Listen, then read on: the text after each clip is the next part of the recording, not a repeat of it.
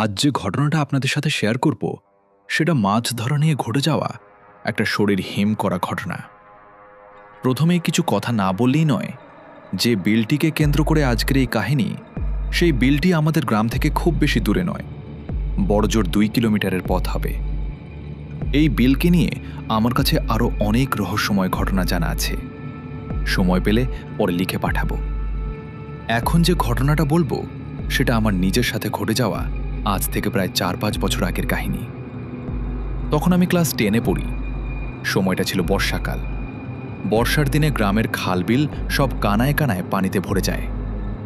যে বিলটিকে নিয়ে আজকের এই ঘটনা, সেটির নাম হলো চান্দামারির বিল। বর্ষাকালে আমাদের গ্রামে মাছ ধরার একটা আলাদা ধুম পড়ে যায়। ছোট থেকে বড় সব বয়সের মানুষই মাছ ধরার নেশায় দিনে কিংবা রাতে ওই বিলে ছুটে যায়। আমরা 4 বন্ধু ছিলাম যারা রাতে মাছ ধরতে খুব পছন্দ করতাম। কারণ রাতে মাছের আনাগোনা যেমন বেশি থাকত, তেমনি মাছও অনেক বেশি পাওয়া যেত। আমাদের আঞ্চলিক ভাষায় মাছ ধরার যে যন্ত্রটি আমরা ব্যবহার করতাম সেটিকে বলা হয় কেটা, মানে যেটা দিয়ে মূলত মাছকে গেঁথে ফেলা হয়। হাতের জোরালো টর্চ লাইট আর এই কেটা নিয়ে মাঝরাতে মাছ শিকার করার আনন্দটাই অন্যরকম। যাদের মাছ ধরার নেশা আছে কেবল তারাই এই রোমাঞ্চটা বুঝতে পারবেন। বিলটা ছিল বিশাল বড়, প্রায় 4-5 কিলোমিটার জুড়ে এর সীমানা। রাতের বেলা সেই নির্জন বিলে অনেক মানুষই মাছ ধরতে আসত। আচ্ছা, আপনারা কি কখনো মাঝরাতে এমন কোনো বড় বিলে মাছ ধরতে গিয়েছেন যেখানে আশেপাশে কেউ নেই? ভাবুন তো সেই পরিবেশটা কেমন হতে পারে। যেদিনের ঘটনা বলছি সেদিন প্রচণ্ড বৃষ্টি হচ্ছিল। সন্ধ্যা 7টার দিকে বৃষ্টির বেগ কিছুটা কমলে আমরা ভাবলাম আজ একটু তাড়াতাড়ি বের হতে হবে, কারণ সবাই যদি আগেই মাছ ধরতে নেমে পড়ে তবে আমরা তেমন একটা মাছ পাবো না। তাই যে কথা সেই কাজ, সবাই সবার মাছ ধরার কেটা, টর্চ লাইট আর ব্যাগ নিয়ে বিলের উদ্দেশ্যে রওনা দিলাম। কিন্তু পথে যেতে যেতেই আবার হালকা ঝিরঝিরে বৃষ্টি শুরু হলো। কিছুক্ষণ ঝরে আবার থেমে যায়, আবার একটু পর শুরু হয়। এই বৃষ্টি আর বাতাসের খেলায় আমাদের সবার শরীর প্রায় অর্ধেক ভিজে একাকার হয়ে গেল। আমাদের মাঝখান থেকে হঠাৎ একজন বন্ধু বলে উঠল, দোস্ত চল, আজ আর মাছ ধরা হবে না। এই বৃষ্টির মধ্যে কিভাবে কি করব, তার চেয়ে বাড়ি ফিরে যাওয়াই ভালো। কিন্তু আমি দমে যাওয়ার পাত্র নই। বললাম, এতটা পথ যখন কষ্ট করে এসেই পড়েছি তখন আর একটু ধৈর্য ধরে দেখি না কি হয়, হয়তো বৃষ্টি থেমে যাবে। আমার কথায় সবাই রাজি হলো। আমরা তখন বিলের মধ্যে থাকা একটা পরিত্যক্ত পুরনো শেড বা ঘরের ছাউনির নিচে গিয়ে দাঁড়ালাম। কিছুক্ষণ পর সত্যি বৃষ্টি পুরোপুরি থেমে গেল। আমরা আবার আমাদের গন্তব্যস্থলের দিকে পা বাড়ালাম। যাওয়ার পথে হঠাৎ আমরা সবাই লক্ষ্য করলাম বিলের ঠিক মাঝখানটাতে 3টা উজ্জ্বল আলো দেখা যাচ্ছে। আমরা ভাবলাম ওখানে হয়তো অন্য কেউ মাছ ধরছে। আমরা ওই আলোর সোজাসুজি হাঁটা শুরু করলাম। ভাবলাম ওই দিকে গেলে অন্য মানুষের দেখা পাওয়া যাবে, আর সবাই একসাথে থাকলে ভালো হয়। কারণ বিলটা নিয়ে এলাকায় অনেক ভয়ঙ্কর সব অতি প্রাকৃত ঘটনা প্রচলিত আছে। তাই একা না থেকে সবার কাছাকাছি থাকাটাই নিরাপদ মনে হলো। কিন্তু বেশ কিছুক্ষণ কাদা জল ভেঙে হাঁটার পর যখন আমরা সেই জায়গাটায় গিয়ে পৌঁছালাম তখন আমাদের সবার চোখ কপালে উঠে গেল। ওখানে কোনো আলো নেই, কোনো মানুষও নেই। আমরা সবাই চরম অবাক হয়ে একে অপরের মুখের দিকে তাকাতে লাগলাম। আলো 3টা জেলো কোথায়? আমরা তো পরিষ্কার নিজের চোখে এইমাত্র এখানে আলো জ্বলতে দেখলাম। হঠাৎ করে এভাবে 3টি আলো চোখের সামনে থেকে উধাও হয়ে গেল কিভাবে? আমাদের 4 জনের কারো মাথাতেই কিছু খেলছিল না। এরপর আমরা খুব একটা মাথা না ঘামিয়ে ভাবলাম হয়তো জেলেরা কাজ শেষ করে আলো নিভিয়ে বাড়ি ফিরে গেছে। বৃষ্টির কারণে তখন পুরো বিলের ভেতর আমরা 4 জন ছাড়া আর কোনো মানুষের চিহ্ন ছিল না। চারপাশের পরিবেশটা কেমন যেন একদম থমথমে আর নিস্তব্ধ হয়েছিল। আশেপাশে কোথাও কোনো টর্চের আলো দেখা যাচ্ছিল না। শুধু অনেক দূরে দিগন্তের কাছে পাশাপাশি 2টো টিমটিমে আলো দেখা যাচ্ছিল। আমি ভাবলাম হয়তো অন্য কেউ এইমাত্র মাছ ধরতে নামছে। তখন বৃষ্টি প্রায় থেমে গেছে। আমরা আর সময় নষ্ট না করে যার যার মতো মাছ ধরায় ব্যস্ত হয়ে পড়লাম। যেহেতু লোক খুব একটা ছিল না, তাই মাছও পাচ্ছিলাম প্রচুর। অল্প সময়ের মধ্যেই আমাদের সবার ঝুড়ি মাছে ভরে গেল। এরপর আমরা সবাই একজোট হলাম। এবার আস্তে আস্তে বাড়ির পথ ধরলাম আর হাঁটতে হাঁটতে মাছ ধরতে লাগলাম। কিন্তু আসল রহস্য তো তখনও শুরুই হয়নি। হঠাৎ আমরা সবাই দেখলাম একটা নিচু জমিতে এত মাছ কিলবিল করছে, যা আমাদের কল্পনারও বাইরে ছিল। আমরা তো একদম থমকে গেলাম। এত অল্প পানিতে এত মাছ কিভাবে আসা সম্ভব? পরে মনে হলো বৃষ্টির তোড়ে হয়তো সব মাছ এই নিচু জায়গায় উঠে এসেছে। বেশি কিছু আর চিন্তা না করে আমরা যে যার মতো মাছ ধরায় মেতে উঠলাম। ঠিক তখনই আমার নজরে পড়ল বিশাল এক মাগুর মাছ। বিশ্বাস করেন, মাছটা ওজনে কমপক্ষে ৬-৭ কেজি হবে। এমন হাঁটু সমান পানিতে এত বড় মাছ আসাটা আসলে অসম্ভব ব্যাপার। কিন্তু তখন তো মাথায় মাছ ধরার নেশা চেপে বসেছে। আমি ভাবলাম, সবাইকে বললে তো সবাই মিলে মাছটা ধরার চেষ্টা করবে, তার চেয়ে বরং আমি একাই চুপি চুপি এটাকে ধরি। বড় মাছের লোভে পড়ে অন্য ছোট মাছ ধরা ছেড়ে দিয়ে আমি ওটার পেছনে পেছনে ছুটতে শুরু করলাম, কারণ ওরা দেখে ফেললে আমার আগেই ধরে ফেলবে। কিন্তু অদ্ভুত ব্যাপার কি জানেন, আমি যতবারই মাছটার কাছে গিয়ে আঘাত করতে চাইছি, ঠিক ততবারই মাছটা হুট করে অনেকটা দূরে সরে যাচ্ছে। এভাবে প্রায় 15-20 মিনিট কেটে গেল, কিন্তু আমি একবারও ওটাকে কাবু করতে পারলাম না। এরপর যা ঘটল তা আমাদের কারোরই ধারণায় ছিল না। একসময় আমি খুব বিরক্ত হয়ে গেলাম। তখনও কিন্তু আমার একবারও মনে হয়নি যে এটা কোনো সাধারণ মাছ না, বরং অস্বাভাবিক কিছু। শেষমেশ আমি বন্ধুদের ডাকতে বাধ্য হলাম। সবাইকে চিৎকার করে বললাম, এই শোন, এই মাছটাকে আমি অনেকক্ষণ ধরে ধরার চেষ্টা করছি, কিন্তু একা পারছি না। তোরা সবাই আয়, চারপাশ থেকে ঘিরে ধর, যে পারবি সেই মারবি। সবাই আমার কথা শুনে একমত হলো এবং আমরা 4 জন মিলে মাছটাকে চারদিক থেকে ঘিরে ফেললাম। কিছুক্ষণ ধস্তাধস্তির পর হঠাৎ আমাদের একজন ওর হাতের টেঁটা দিয়ে সজোরে মাছটাকে আঘাত করে বসল। আমরা সবাই পরিষ্কার দেখলাম যে টেঁটাটা মাছের গায়ে বিঁধে গেছে। ও চিৎকার করে বলল, তাড়াতাড়ি আয়, মাছটা অনেক বড়, আমি একা ধরে রাখতে পারছি না। আমরা সবাই এক দৌড়ে ওর কাছে গেলাম। ও তখনও পানির নিচে মাটির সাথে পুরো শক্তি দিয়ে টেঁটাটা চেপে ধরে আছে। আমরা সবাই কাছে গিয়ে দেখলাম টেঁটার নিচে কিছু একটা খুব জোরে জোরে লাফাচ্ছে আর পানির নিচে নাড়াচাড়া করছে। এবার আমি যখন হাত বাড়িয়ে মাছটা ধরতে গেলাম, তখন দেখি সেখানে কিছুই নেই। আমি অবাক হয়ে সবার মুখের দিকে তাকিয়ে বললাম, কিরে, মাছটা গেল কই? এই তো মাছর টেঁটার নিচেই ছিল। আমরা সবাই হতভম্ব হয়ে গেলাম। ঠিক তখনই একটা জিনিস আমাদের নজরে এলো।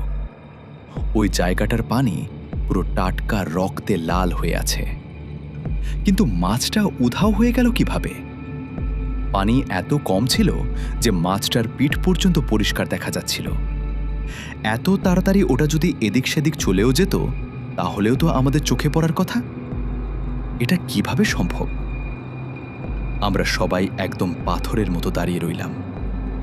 আমাদের মাথায় কাজ করছিল না যে আসলে কি হলো। মাছটা চোখের সামনে থেকে কোথায় হারিয়ে গেল? তখনও আমরা একবারের জন্য ভাবিনি যে এর পেছনে কোনো অলৌকিক শক্তি থাকতে পারে। আমরা সবাই মিলে আবার ওই পুরো জমিটা তন্ন তন্ন করে খুঁজলাম, কিন্তু সেই মাছের আর কোনো চিহ্ন খুঁজে পেলাম না।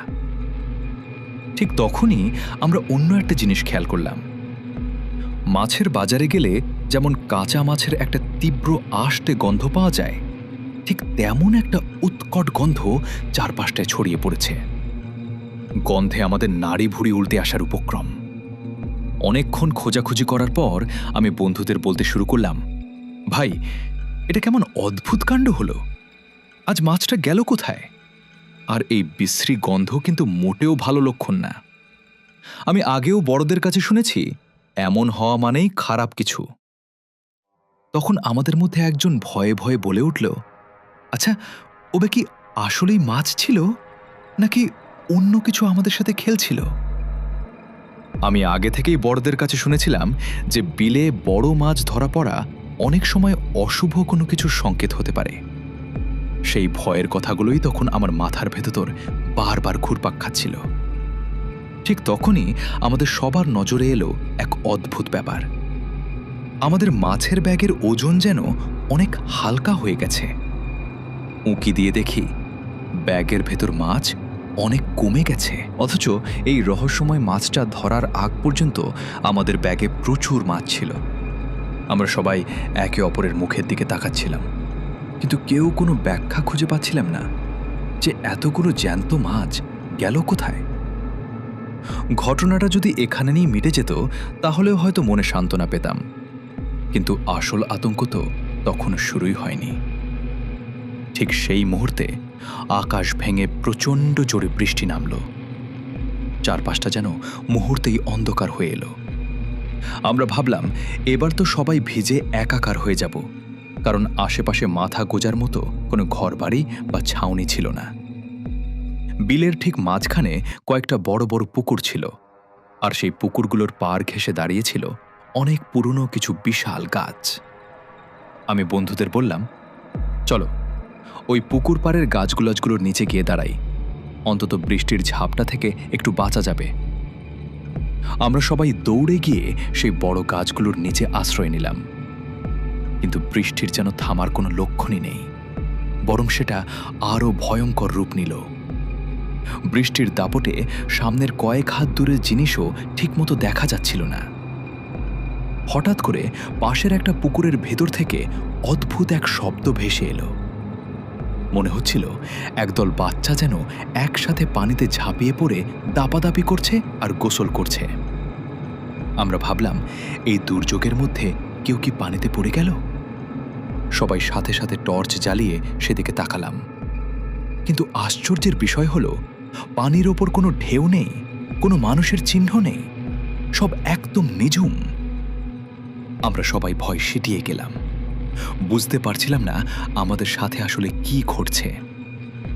ঠিক সেই সময় আমরা যে গাছটার নিচে দাঁড়িয়েছিলাম সেটা হুট করে প্রচণ্ড জোরে ঝাঁকুনি দিতে শুরু করলো। কোনো ঝড় নেই, শুধু বৃষ্টি পড়ছে, অথচ অত বড় একটা গাছ ওভাবে কে নাড়াতে পারে? গাছের পাতায় জমে থাকা সব পানি একবারে আমাদের ওপর আছড়ে পড়ল। আমরা ঠান্ডায় কাঁপতে কাঁপতে পুরো ভিজে শেষ হয়ে গেলাম। ভয়ে আর ঠান্ডায় আমাদের মুখ দিয়ে কোনো শব্দ বের হচ্ছিল না। আমরা সবাই যেন পাথরের মতো জমে গেছি। ঠিক তখনই আমাদের ঠিক পাশের ঝোপের ভেতর থেকে একটা বিকট শব্দ আসতে শুরু করলো। মনে হচ্ছিল কোনো মানুষ যেন খুব গভীরভাবে ঘুমাচ্ছে আর বিকট শব্দে নাক ডাকছে। এই জনমানবহীন বিশাল বিলের মাঝখানে আমরা চারজন ছাড়া আর কেউ নেই। সেখানে এমন নাক ডাকার আওয়াজ কোত্থেকে আসবে? এই অসহায়ত্ব আর ভয় বলে বোঝানো সম্ভব নয়। বৃষ্টি একটু কমতেই আমি বললাম, এখানে আর এক মুহূর্ত থাকা মানেই বিপদ, চলো এক্ষুনি বাড়ির দিকে রওনা দেই। শরীর তো ভিজেই গেছে, এখন আর চিন্তা করে লাভ নেই। আমি সবার আগে হাঁটতে শুরু করলাম, আর বাকিরা আমার পেছনে পেছনে আসতে লাগলো।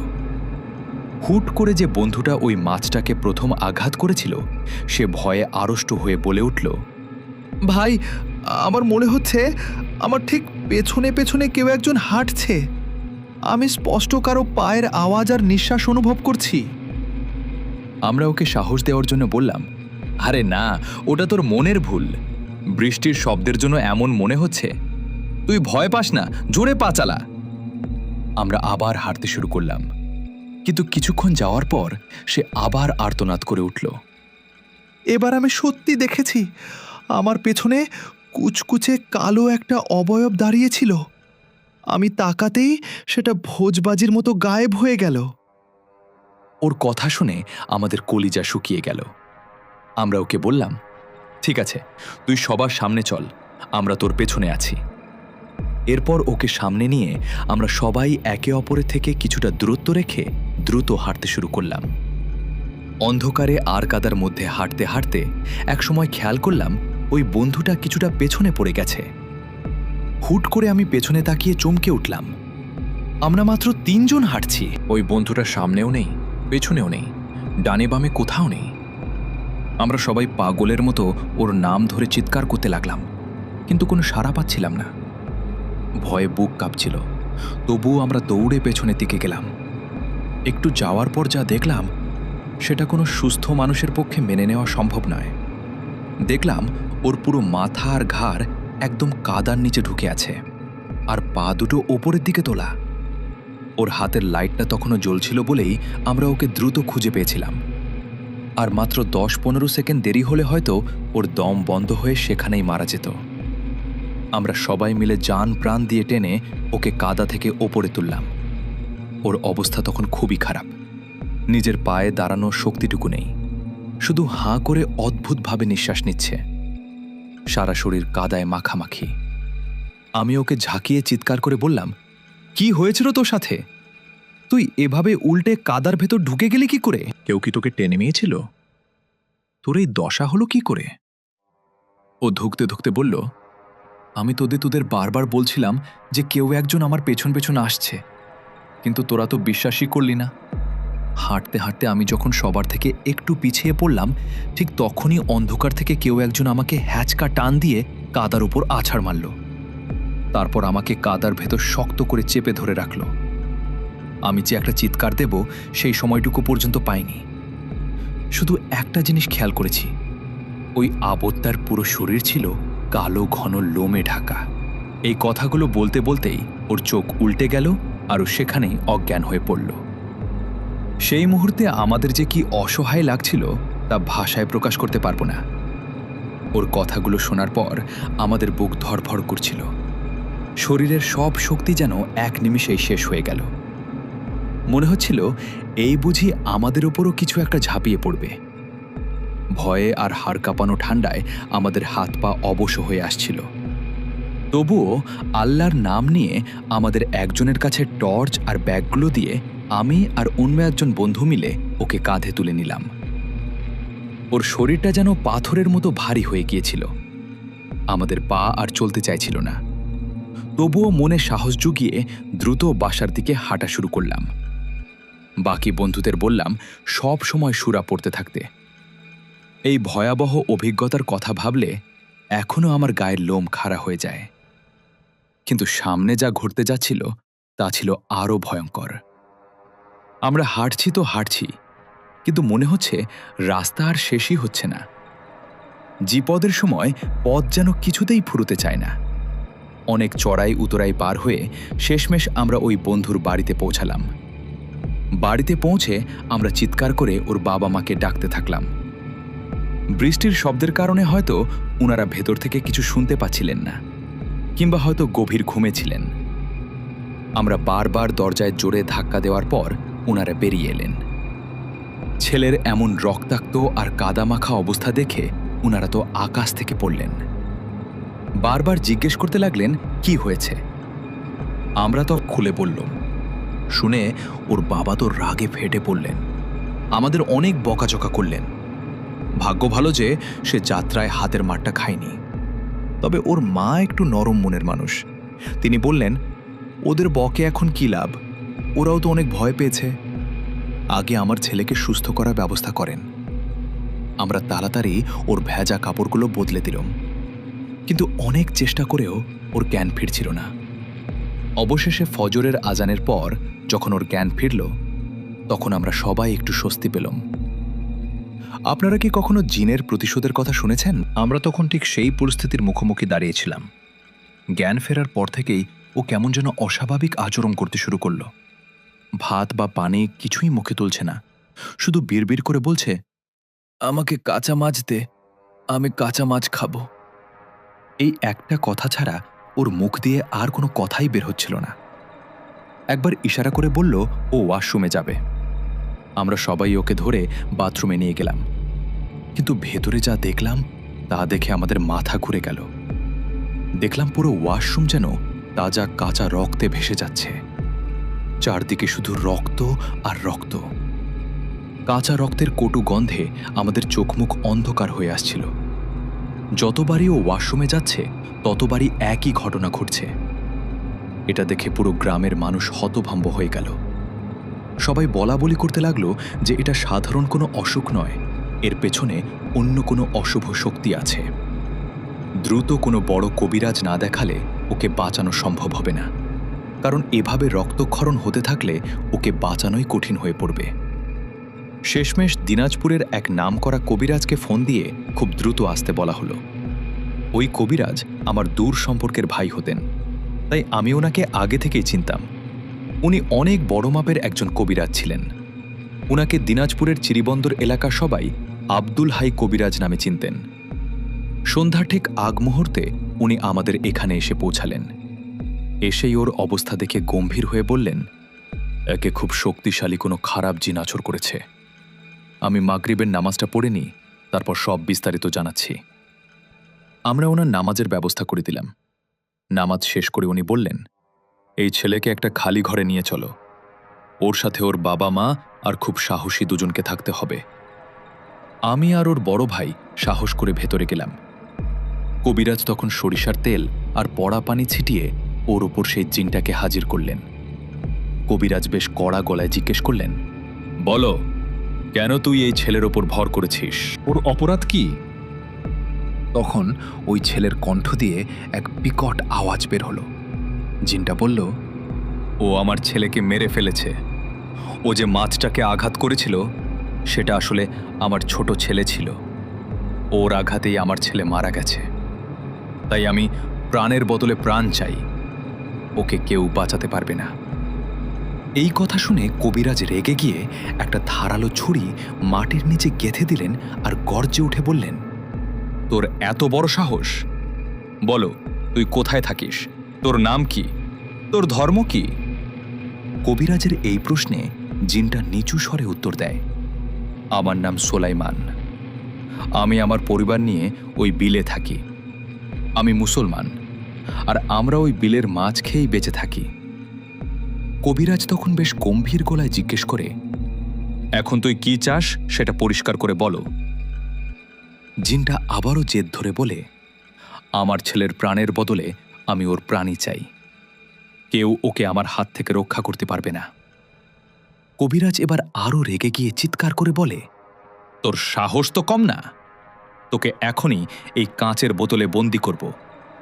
বোতলে বন্দি হওয়ার ভয়ে জিনটা একটু নরম হয়ে আসে। সে বলে, ঠিক আছে, আমি ওকে ছেড়ে দিতে পারি, কিন্তু আমার কয়েকটা কঠিন শর্ত আছে। আমাকে 70 কেজি কাঁচা মাছ, একটা আস্ত গরু আর 3টা সাদা ছাগল দিতে হবে। যদি এগুলো দিতে পারো তবেই আমি ওকে ছেড়ে চিরতরে চলে যাব, নয়তো প্রাণের বদলে প্রাণ দিতেই হবে। কবিরাজ অনেকক্ষণ ধমক দিয়ে, ভয় দেখিয়ে আর জিনটাকে মারধর করে শেষমেশ শুধু 70 কেজি মাছ দেওয়ার শর্তে রাজি করায়। জিনটা তখন যাওয়ার আগে বলে যায়, শোন, রাত 1টা থেকে 3টার মধ্যে ঠিক ওই জমিতে মাছগুলো রেখে আসতে হবে যেখানে আমার ছেলেকে হত্যা করা হয়েছিল। আর মনে রাখিস, সেই ঘরে যেন 3 জনের বেশি মানুষ না থাকে। সবচেয়ে জরুরি কথা হলো, মাছ রেখে আসার সময় খবরদার কেউ পেছনে ফিরে তাকাবি না। এই কথাগুলো বলেই জিনটা ছেলের শরীর ছেড়ে চলে যায়। আপনারা কি কল্পনা করতে পারছেন সেই রাতের পরিবেশটা কেমন ছিল? চারদিকে ঘুটঘুটে অন্ধকার, আর এক বুক আতঙ্ক নিয়ে আমাদের সেই অদ্ভুত কাজটা করতে হয়েছিল। পরের দিন রাতে জিনের কথা মতো আর তার দেওয়া সময় অনুযায়ী আমরা মাছগুলো নির্দিষ্ট জায়গায় রেখে আসি। আমি, আমার বাবা আর বড় ভাই মিলে অনেক কষ্টে এই কাজটা শেষ করেছিলাম। এরপর কবিরাজ আমাদের সবাইকে কিছু তাবিজ কবজ দেয়, আর ধীরে ধীরে আমরা 4 জনই পুরোপুরি সুস্থ হয়ে উঠি। সেই ভয়ঙ্কর দিনের পর থেকে আজ পর্যন্ত আমি বা আমার বন্ধুরা আর কোনোদিন রাতে মাছ ধরতে যাওয়ার সাহস পাইনি। এই ছিল আমার বন্ধুর সাথে ঘটে যাওয়া সেই মর্মান্তিক কাহিনী। আমি জানি না ঠিক কতটা গুছিয়ে আপনাদের শোনাতে পেরেছি, কিন্তু এটা আমার জীবনের অন্যতম এক সত্য ঘটনা যা আমি আপনাদের সাথে শেয়ার করলাম। হয়তো আজ কথাগুলো না বললে এই সত্যিটা চিরকাল সবার অজানাই থেকে যেত। এখনো সমাজে এমন অনেকে আছে যারা জিন-পরীর অস্তিত্বে একদমই বিশ্বাস করে না। তাদের উদ্দেশ্যে শুধু একটা কথাই বলবো, সৃষ্টিকর্তা প্রথমে জিন জাতি সৃষ্টি করেছেন, তারপর সৃষ্টি করেছেন মানব জাতি। তাই জিনদের অস্তিত্ব নিয়ে অবিশ্বাস করার কোনো প্রশ্নই ওঠে না। রাসেল ভাই আর আমাদের এই প্রিয় প্ল্যাটফর্মের শ্রোতাদের ভালোবাসা এভাবেই টিকে থাকুক বছরের পর বছর। আমাদের প্রিয় রাসেল ভাই আরও অনেক দিন আমাদের মাঝে এভাবেই গল্প নিয়ে বেঁচে থাকুক। এই ঘটনাটা বেশ বড় ছিল, কিন্তু এর শেষটা ছিল খুবই অদ্ভুত আর রহস্যময়। বিশেষ করে সেই মাছ রাখার নিয়মটা আমার কাছে আজও একটা বড় প্রশ্ন হয়ে আছে। আপনাদের কি মনে হয়, কেন জিনটা মাছের সাথে এমন অদ্ভুত শর্ত দিয়েছিল? আর এই পুরো কাহিনীর কোনো অংশটা আপনাকে সবচেয়ে বেশি অবাক করেছে বা ভয় পাইয়েছে? সেটা অবশ্যই আমাদের কমেন্টে লিখে জানান। আপনাদের সবার জন্য অনেক অনেক শুভকামনা রইল। সবাই সাবধানে থাকবেন, সুস্থ থাকবেন। আল্লাহ হাফেজ। চলুন এবার আমরা পরের ঘটনাটা শুরু করে ফেলি। আসামের গুয়াহাটির ওই পাণ্ডু এলাকাটার নাম তুমি নিশ্চয়ই শুনেছ। জায়গাটা ব্রহ্মপুত্র নদীর তীরে অবস্থিত বেশ প্রাচীন একটা জনপদ। দিনের আলোয় এই জায়গাটা যতটা শান্ত আর সুন্দর মনে হয়, রাতের অন্ধকারে কিন্তু এর রূপ একদমই অন্যরকম। বিশাল ব্রহ্মপুত্রের জলরাশি, দূরে সারি সারি সবুজ পাহাড়, আর পুরনো রাস্তাগুলোর মোড়ে মোড়ে লুকিয়ে থাকা ইতিহাস, সব মিলিয়ে পাণ্ডু যেন প্রকৃতির এক অপূর্ব উপহার। কিন্তু জানো তো, এই সুন্দর জায়গাটারই একটা ভয়াবহ অন্ধকার দিক আছে, যা নিয়ে স্থানীয় মানুষ আজও ফিসফিস করে কথা বলে। বিশেষ করে বর্ষার গভীর রাতে যখন আকাশ কালো মেঘে ঢেকে যায়, তখন পাণ্ডুর বাতাসে এক অদ্ভুত ভারী ভাব অনুভূত হয়। বহু বছর ধরে ওই পাহাড়ি রাস্তাটা নিয়ে কত যে রহস্যময় আর অলৌকিক গল্প প্রচলিত আছে তার কোনো শেষ নেই।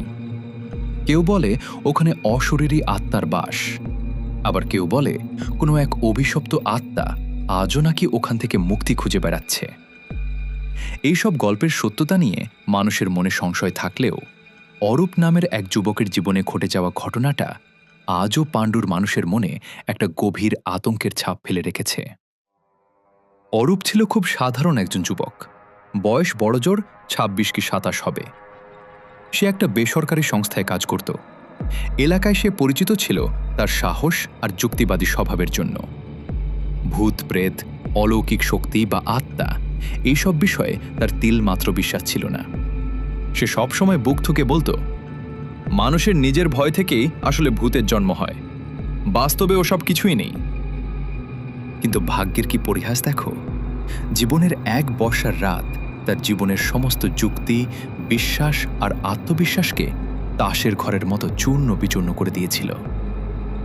ঘটনাটা ঘটেছিল জুলাই মাসের একদম শেষ দিকে। সেদিন সকাল থেকেই নাগাড়ে বৃষ্টি হচ্ছিল। সন্ধ্যার দিকে বৃষ্টির তেজ কিছুটা কমলেও রাত বাড়ার সাথে সাথে আকাশ আবার কালো হয়ে এলো আর শুরু হলো মেঘের গর্জন। সেদিন অরূপ তার বন্ধু সৌমর বাড়িতে গিয়েছিল আড্ডা দিতে। অনেকদিন পর দুই বন্ধুর দেখা হওয়ায় গল্পে গল্পে সময় যে কিভাবে কেটে গেল তারা টেরই পায়নি। যখন অরূপ দেখল রাত তখন প্রায় 11:30, বাইরে তখন প্রবল বজ্রপাত শুরু হয়েছে দেখে সৌমম তাকে বারবার বারণ করেছিল অত রাতে বের হতে। বলেছিল, আজকের রাতটা না হয় এখানেই থেকে যা। কিন্তু অরূপ হেসে উড়িয়ে দিয়ে বলেছিল, আরে এতটুকু বৃষ্টিতে আমি ভয় পাই নাকি, তুই চিন্তা করিস না, আমি ঠিক পৌঁছে যাব। যে ছেলেটা একসময় ভূত প্রেতে বিশ্বাসই করত না, তার সাথে যদি এমন কিছু ঘটে যায় যা বিজ্ঞানের ধরাছোঁয়ার বাইরে, তাহলে কেমন হবে? চলুন শুনি অরূপের সেই হাড়হিম করা অভিজ্ঞতার কথা। তারপর অরূপ তার মোটরসাইকেলটা নিয়ে বাড়ির উদ্দেশ্যে রওনা হলো। বৃষ্টির কারণে রাস্তাঘাট একদম ফাঁকা ছিল। লোকজন বোধহয় অনেক আগেই ঘরের দরজা বন্ধ করে দিয়েছিল। অরূপ খুব সাবধানে পাহাড়ি রাস্তা ধরে এগোচ্ছিল। রাস্তার একদিকে খাড়া পাহাড় আর অন্যদিকে ঢালু হয়ে নিচে নেমে গেছে ঘন ঝোপঝাড়। আর তারও অনেক দূরে দেখা যাচ্ছে ব্রহ্মপুত্রের সেই বিশাল জলরাশি। বাতাসের সাথে নদীর সেই কাঁচা গন্ধটা নাকে আসছিল। মাঝে মাঝে বিদ্যুতের তীব্র ঝলকানিতে চারপাশটা এক মুহূর্তের জন্য সাদা হয়ে যাচ্ছিল, আর ঠিক তার পরের মুহূর্তেই সবকিছু আবার ঘুটঘুটে অন্ধকারে ডুবে যাচ্ছিল। রাত যত গভীর হচ্ছিল, অরূপের কেন যেন মনে হচ্ছিল চারপাশের পরিবেশটা ঠিক স্বাভাবিক নয়। প্রথমে সে বিষয়টাকে পাত্তা দেয়নি, ভেবেছিল হয়তো বৃষ্টির কারণে এমন লাগছে। কিন্তু কিছু দূর যাওয়ার পর সে হঠাৎ খেয়াল করল চারপাশের সব শব্দ যেন একদম থেমে গেছে। ঝিঁঝি পোকার ডাক নেই, ব্যাঙের ডাক নেই, এমনকি বাতাসের যে একটা শোঁ শোঁ শব্দ থাকে সেটাও যেন হঠাৎ করে স্তব্ধ হয়ে গেছে। ঠিক সেই গা ছমছমে নিস্তব্ধতার মধ্যেই সে দেখতে পেল রাস্তার ঠিক পাশে সাদা শাড়ি পরা এক মহিলা দাঁড়িয়ে আছেন। মহিলাটির মাথাটা নিচু করা ছিল আর লম্বা চুলগুলো মুখের ওপর ঝুলেছিল। প্রথমে অরূপ ভেবেছিল হয়তো কোনো গ্রাম্য মহিলা বিপদে পড়েছেন। সে দয়াপরবশ হয়ে মোটরসাইকেলের গতি কমিয়ে মহিলার একদম কাছে গেল। মহিলাটি তখন ধীরে ধীরে হাত তুললেন। অরূপ বাইক থামিয়ে খুব নরম সুরে জিজ্ঞেস করল, আপনার কি কোনো সমস্যা হয়েছে? আমি কি আপনাকে কোথাও পৌঁছে দিতে পারি? কিন্তু ওপাশ থেকে কোনো উত্তর এলো না। মহিলাটি কোনো কথা না বলে খুব ধীর পায়ে রাস্তার অন্য পাশে হাঁটতে শুরু করলেন। অরূপ আবার ডাকল, কিন্তু তবুও কোনো সাড়া নেই।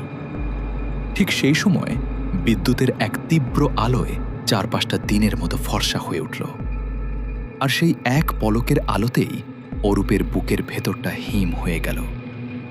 সে স্পষ্ট দেখল মহিলার পা দুটো মাটিতে স্পর্শ করে নেই। তিনি যেন মাটি থেকে কয়েক ইঞ্চি উপরে শূন্যে ভেসে চলেছেন।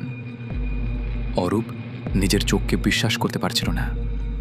সে ভাবল, হয়তো এটা চোখের ভুল, হয়তো আলো আধারির খেলায় সে ভুল দেখেছে। নিজেকে বারবার বোঝানোর চেষ্টা করল যে সে যা দেখছে তা সত্যি নয়। ঠিক তখনই সেই মহিলাটি ধীরে ধীরে ঘুরে অরূপের দিকে তাকালেন। মুখটা তখনও পরিষ্কার দেখা যাচ্ছিল না, কিন্তু অরূপ অনুভব করতে পারছিল যে ওই দৃষ্টি কোনো সাধারণ মানুষের হতে পারে না। তার শরীরের সমস্ত লোম খাড়া হয়ে গেল। এক অজানা আতঙ্কে সে কুঁকড়ে গেল। সে তাড়াতাড়ি মোটরসাইকেল স্টার্ট করার চেষ্টা করল, কিন্তু আশ্চর্যের বিষয় হল বাইকের ইঞ্জিনটা কিছুতেই চালু হচ্ছিল না। বারবার কিক দিয়েও কোনো কাজ হলো না।